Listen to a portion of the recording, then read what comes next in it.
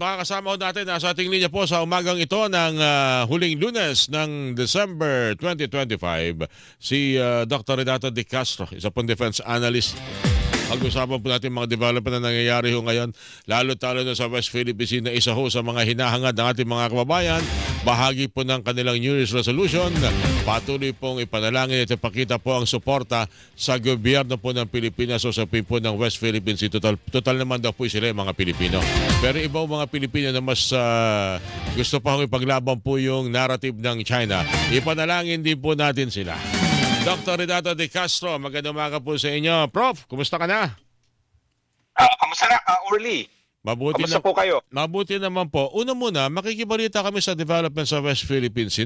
Kasi marami nagtatanong nyo sa kwento ho nung na-stranded na Filipino fisherman. Binabanggit 3 days na raw siya ron.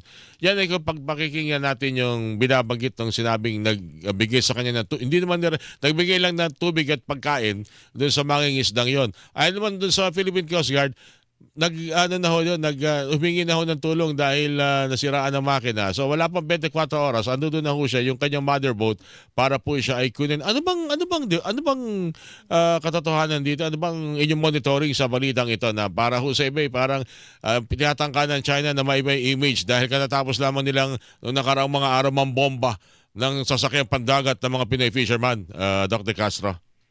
Well, una-una dapat pasalamatan natin na may humanitarian Tama effort na ginawa yung dapat tayo People's Liberation magpasalamat. Army Navy. Mhm. Pero ito po yung tanong ni Commodore J. Tariela, no? Bakit sila nandun? No, dumadaan lang ba sila o naglo-loiter sila? Kasi bang bagay kung dumadaan lang sila on the basis of right of innocent passage, pero napapansin paikot-ikot sila doon sa lugar na yon. Ibig sabihin, ginawa nila yon, well of course it's a humanitarian gesture, pero at the same time, kumbaga gagamitin ko yung term, nagko-conduct sila ng intrusive patrol sa loob ng ating exclusive economic zone.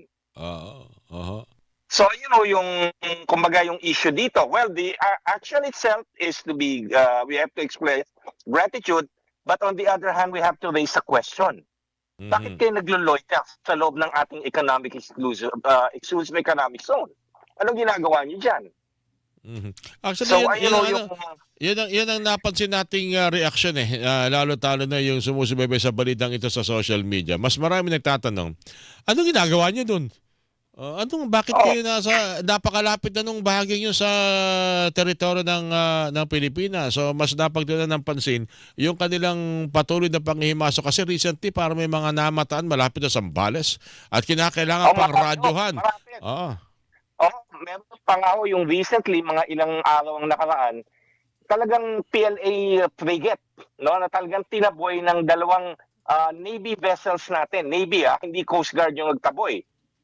Pinadala natin doon yung isang Del Pilar class, yung offshore patrol vessel. Pangalawa, yung pinadala natin yung isa nating frigate, I think yung BRP Jose Rizal. Na talagang tinaboy natin. Kasi ginagawa nila, intrusive patrol sa loob ng ating exclusive economic zone.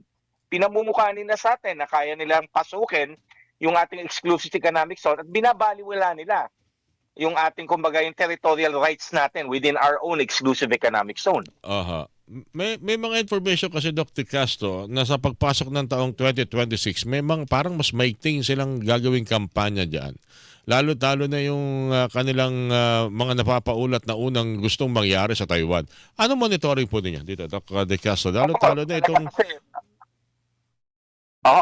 Kasi papalapit na yung 2027 So, kumbaga, sinisindak na nila yung mga bansa na pwedeng makialam kung matutuloy man yung binabalak nila sa Taiwan on 2027. Una nilang, of course, talagang galit na galit sila ay yung bansang Hapon. Lalo na nagbigay sa speech, sa isang pagsagot ni Prime Minister Sanae Takahashi regarding sa Taiwan. Sinabi niya na talagang, kumbaga, vital interest ng Japan at Taiwan at maaari silang makialam. Talagang ganun yung galit nila. And of course, bago sinabi ni Prime Minister Takahashi yan, this November, nagpahayag na rin si President Bongbong Marcos last August, nung nasa India siya. So talagang napapansin ng mga bansang China na, maaring makialam ang bansang Hapon at Pilipinas of course, legitimate interest natin yan, no?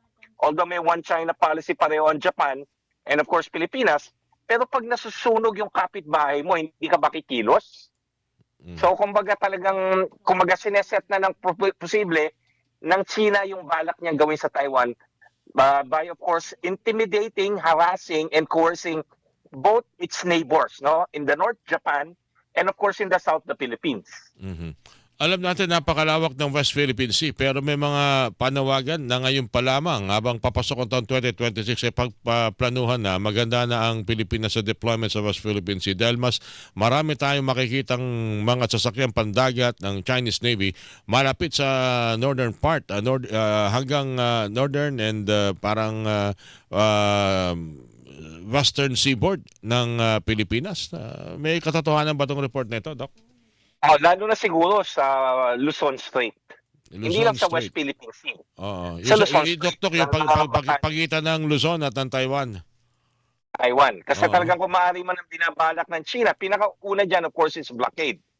So kumbaga hinahasa na nila yung kanilang People's Liberation Army's Navy and of course yung Coast Guard nila, even Malaysia. So hinahasa na nila yan for long-term deployment. So kung talagang itutuloy nila yung balak nila, ang unang-una nilang gagawin of course is a blockade. Papalibutan nila ang Taiwan and of course pag pinalibutan nila ang Taiwan, talagang kukontrolin nila ang West Philippine Sea, South China Sea at lalo na ang Luzon Strait. Mukhang kinakailangan bantayan ito. Baka matuon ng ating atensyon sa ilang mga bagay. Huwag palang dapat kaligtaan itong West Philippine Sea issue pa rin ito, Doc De Castro. Hindi, tsaka lalo na yung paring ginagawa nilang tinatawag ng Armed Forces of the Philippines, yung United Front Operation. Alright. Kasi nakikita lang natin yung kamay ng mga Chino sa karagatan, West Philippine Sea, hindi natin nakikita yung kilos nila sa loob mismo ng lipunan natin. Alright. Dr. Castro, nagpapasalamat. Ayan ang mas nakakatakot ka, Orly. Okay. Yung pagkilos nila sa mga puso't damdamin ng mga ating kababayan. Yung nga, next time natin pag-usapan yan dahil maraming gustong mag-react dyan eh. Dr. Castro, Nandito lang ako, Orly. Bumalik na ako mula sa Taiwan. Nandito na ako. Sige. Tawag ulit kami, Dr. Castro. Maraming salamat po sa inyo. Thank you po, sir. Maraming salamat ka, Orly. Happy New Year sa inyo at sa inyong mga nakikinig. Gayon din po sa inyo. Si Dr. Renato De Castro, Defense Analyst, mga kapuso, inyo po napakinggan.